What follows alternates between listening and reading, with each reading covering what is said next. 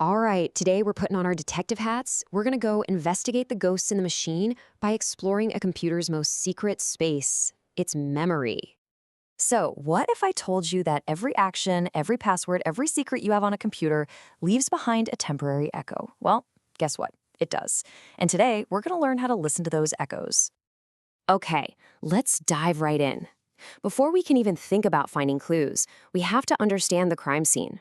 And in this case, the crime scene is the computer's volatile memory. This whole field is called memory forensics. You can think of it as the specialized art of pulling digital evidence out of a computer's short-term memory. Its RAM. This is really where the magic happens, because it's a snapshot of everything that was running just moments before. Now, this is a super important distinction. Your hard drive, that's like a published book. It's the permanent, official story. But RAM?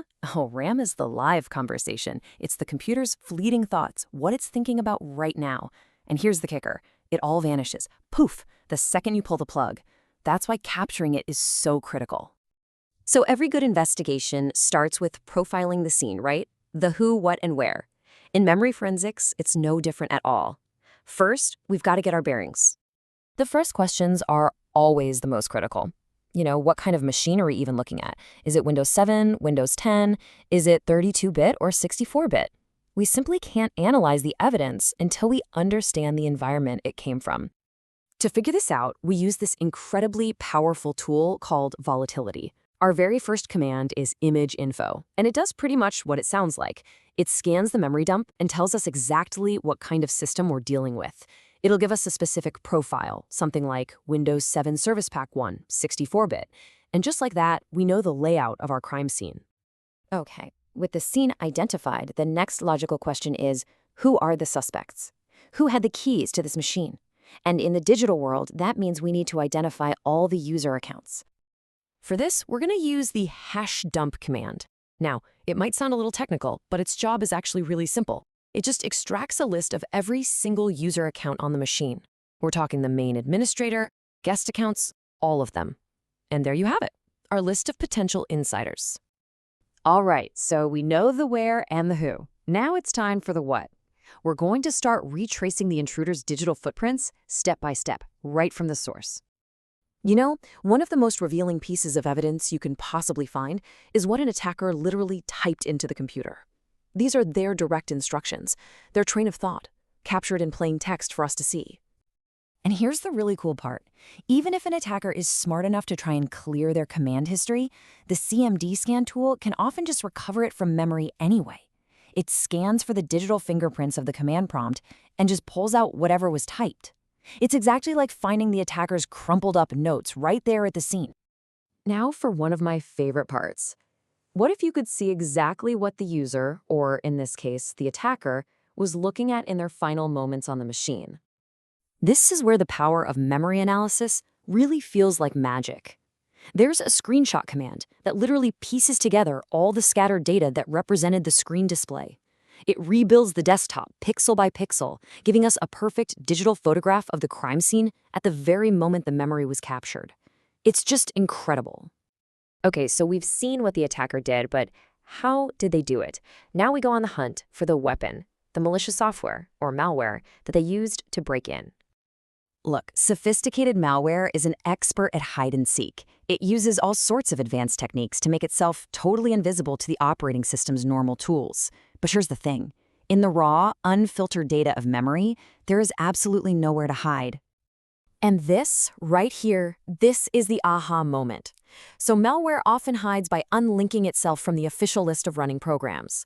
A standard command like pslist checks that list and sees nothing. But a deeper scan, pscan, it just walks through all of memory looking for things that look like processes, totally ignoring the official list. So when psxview compares the two, well, just look at evil.exe. It's false on the official list, but true on the deep scan. That discrepancy? That's our smoking gun. We've found our hidden suspect. Finding the hidden process is one thing, but that's not enough. Now we need to extract the weapon itself. We have to find the actual malicious code that's running inside the computer's memory. For this, we use a command called malfind. And this is basically like a DNA test for software. It scans your memory, looking for any code that looks suspicious or that's been hidden or injected into other legitimate programs. This command helps us pinpoint the actual instructions, the digital DNA that make the malware tick. Okay, so we've found the intruder and their weapon. Now for the final act. What did they steal? It's time to extract the crown jewels that the attacker was really after. Let's be honest. For almost any attacker, the ultimate prize is credentials. Passwords are the keys to the kingdom, and they often just sit there in memory, even if it's just for a moment, waiting to be captured. Hey, remember Hashdump from before? It doesn't just find user accounts, it also extracts their password hashes. Now, this isn't the password itself, it's an encrypted, scrambled version of it. But to an attacker, this hash is pure gold. They can take it offline and use powerful computers to try and crack it back to the original password. But password hashes are really just the start. Modern security relies on stuff that's even more fundamental: cryptographic keys and digital certificates. And guess what? They often get loaded right into memory to be used. And the dump certs command is built to hunt for these very secrets. See, while a password hash is like a locked box, finding a private RSA key is like finding the master key itself. This is the ultimate prize. With a key like this, you could decrypt sensitive files or even perfectly impersonate the user across the whole network. At that point, the game is over. So, after seeing how much information just lingers in a computer's short-term memory, from typed commands to passwords to the very image that was on the screen, it really leaves you with a final question. In this world of digital ghosts and these fleeting echoes, what does it truly mean to delete something?